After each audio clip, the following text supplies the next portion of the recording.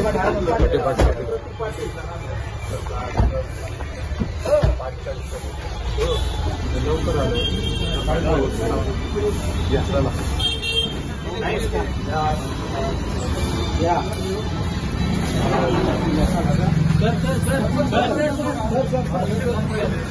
एक मिनट एकदम मागे हो सर ओके थँक्यू एक मिनिट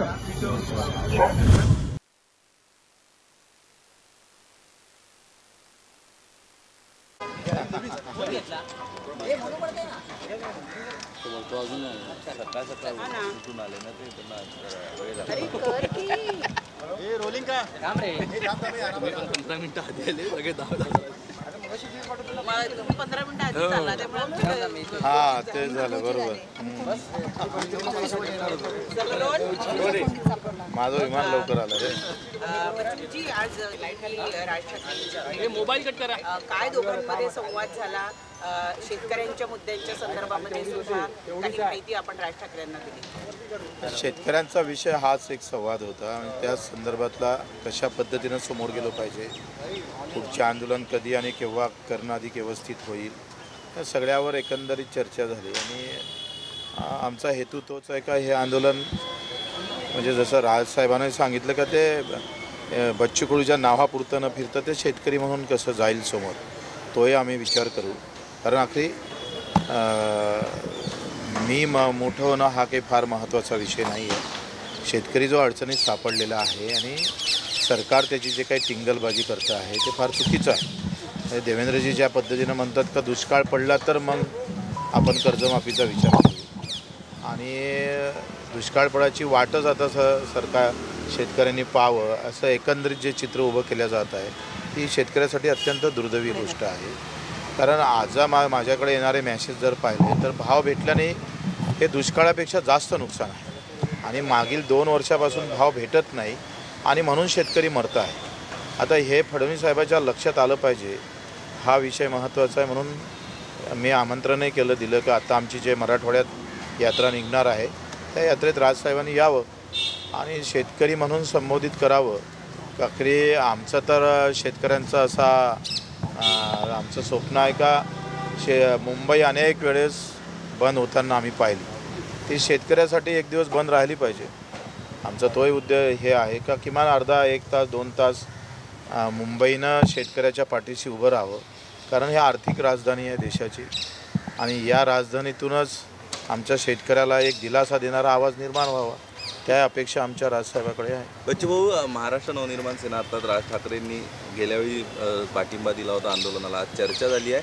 येत्या काळात तुमच्या आंदोलनाला नवं बळ आणि त्याचं स्वरूप व्यापक होईल का मनसेच्या या पाठिंब्यामुळे? बिलकुल. मला असं वाटते का हा विषय एका पक्षाचा नाहीच आहे आणि एका जातीचा आणि एका धर्माचा नाही आहे. कारण शेतकरी हा सगळ्या जाती धर्मात पक्षात आहे. त्याच्यामुळं मनसेनं ज्या पद्धतीनं समोर आलं तर निश्चितच बळ भेटेल. आमचा अजेंडा हा निवडणुकीचा नाही आहे. मरणारा शेतकरी वाचवायचा आहे. तो रोज एखाद्या काय म्हणते भुके असलेल्या वाघासमोर उभा असतात शेतकरी. तो कधी त्याचा जीव जाईल ना काही सांगता येत नाही. राजकीय अजेंडा नाही असं तुम्ही म्हणता, मात्र एकत्र आले तर राजकीय बळ मिळालं तर तुम्ही अधिक शेतकऱ्यांना चांगल्या पद्धतीने न्याय देऊ शकाल. राजकीय ताकद एकत्र मला वाटतं त्यावर बोलणं काही उचित राहणार नाही. आम्ही जर म्हटलं का हे आंदोलन जात धर्म पक्ष विरहित कसं करता येईल, कारण राजकारणापेक्षा आम्ही राजकारण त्या शेतकऱ्यासाठीच करायचं असेल तर आता पहिले शेतकऱ्याला न्याय भेटावा. मेंढपाळ असेल, मच्छीमार असेल किंवा दिव्यांग बांधव असेल, यांना न्याय हा 75-80 वर्षापासून उपेक्षित आहे.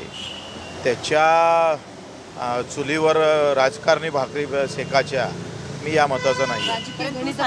संस्थांच्या निवडणुका जवळ आलेल्या आहेत, त्या पार्श्वभूमीवर छोटे छोटे जे पक्ष आहेत ते जर एकत्रित त्यांनी आपली मोठ बांधली तरच शासनाच्या समोर आव्हान निर्माण करू शकतील आणि त्या दृष्टीनं काही बोलणं झालं. तुम्ही सांगा, आता निवडणूक आयोग म्हणतो आम्ही व्हीव्हीपॅटही देत नाही आहे. मग आता राहिलं काय? निवडणूक केल्यापेक्षा भाजप कार्यालयातच ठपके मारा आणि निवडणुका करा. म्हणजे सगळ्यात मोठं आज भय जे आहे, सामान्यातल्या सामान्य कार्यकर्त्याला मतदाराला विचारलं तर ते EVM मशीन असेल तर तुम्ही कशाला लढता निवडणुका? अशा प्रकारच्या भावना तयार होत आहे देशा पण राज्यात. अमरावती आणि आजूबाजूच्या भागामध्ये जेव्हा निवडणुका होतील तेव्हा मनसे आणि प्रहार एकत्रित तो मला दिसतील वाटतं तो आता विषय एकत्र करण्यात काही अर्थ नाही. हा एक चांगला संदेश जाऊ द्यावा. आता त्याच्यात तुम्ही कालवा केला तर तो माझा शेतकरी दिव्यांग बाजूला पडू नये, मला वाटतं तो विषय आज घेणं काही फार उचित वाटत. शेतकऱ्यांच्या मुद्द्यावर राज ठाकरेंनी काय मत व्यक्त केलं? सकारात्मक शेतकरी म्हणून त्यांचा अभ्यास याच्यामध्ये बराच आहे आणि एक खंत आहे का शेतकरी एकत्रित येणं हाच सगळ्यात मोठा कठीण विषय आहे. ते खंत त्यांची आहे. शेतकरी एकत्र होत नाही, झाला एकत्र तर मग तो राजकारणात एकत्र राहत नाही निवडणुकीत. जसं आपण पाहतोय का शरद जोशीसारखा माणूस शेतकऱ्यांनी पाडलाच ना ते, म्हणजे हे दुर्दैवच आहे शेतकऱ्याचं. तसं आहे म्हणजे ज्या झाडाला पाणी घालायचं त्याचं दांग आपल्याच घरावर फोडायची अशी व्यवस्था जर झाली तर एक निराशा येतं ना हाती. आता आम्ही लढतोय किंवा राजू शेट्टी असेल, रघुनाथजी असेल, सगळेजण लढतात, पण ते जे शेतकरी म्हणून लढले ते राजकारणात मागच राहिलेले आहे. पण तरी तो लढा उभा राहावा राजकारण बाजूला ठेवून, हा आमचा प्रामाणिक प्रयत्न आहे. तुम्ही यात्रा कधी काढताय आणि तुम्ही निमंत्रण दिलंय तर त्यावर मनसे आता 9 तारखेचं आमचं ते वाटते गणपतीनंतर ते बाळासाहेब सांगन तुम्हाला, गणपतीनंतर त्यावर ते बोलेल. परंतु मला असं वाटतं का आत्ता आमचं 9 तारखेला रक्षाबंधन आहे. आम्ही वेदनेची राखी बांधणार आहोत सरकारला, मोदी साहेबांना आणि देवेंद्रजीला. त्यांचे मुखटे लावून सगळ्या आत्महत्याग्रस्त महिला 9 तारखेला वेदनेची राखी त्यांच्या हाताले बांधू. कारण ही काही लहान गोष्ट नाही आहे. रोज आकडा 10 ते 15 शेतकऱ्यांच्या आत्महत्येचा आजही आम्हाला नोंदणीकृत होतं. तर रोज 10-15 लोक जर मृत्यू पडत असेल तर ही एखाद्या युद्धामध्ये एवढी आकडेवारी नसतं. तेवढी आकडेवारी सरकारच्या धोरणामुळे निर्माण होत असेल तर हा गंभीर विषय आहे. आणि म्हणून ते राखी आम्ही 9 तारखेचं राखीचं आंदोलन झालं का आम्ही 10ला प्रेस घेऊन सांगू. महाराष्ट्रातील ताज्या बातम्यांसाठी बघत रहा टाइम्स टुडे 18 न्यूज. सोबतच शेअर करा, सबस्क्राईब करा आणि बेल आयकॉन प्रेस करा.